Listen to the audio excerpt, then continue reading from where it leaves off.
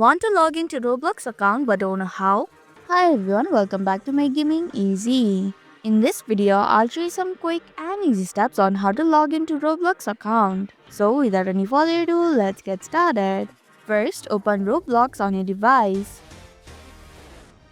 If you already have a Roblox account, tap on the sign in button. But if you don't have, tap on the create account button. You will be guided to this page where you need to enter your birthday, username, password, and gender to create the account. Begin by entering your date of birth. After that, click on the confirm button. Next, enter your username that must be 3 to 20 characters long, which contains only of letters, numbers, and underscore.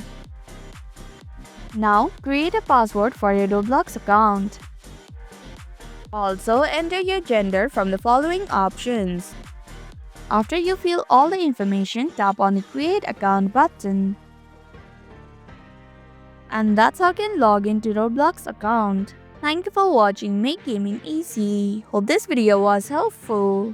If it was, then hit the like button and comment down if you have any questions or feedback. Also, if you're new to our channel, subscribe and hit the bell icon so that you don't miss upcoming videos.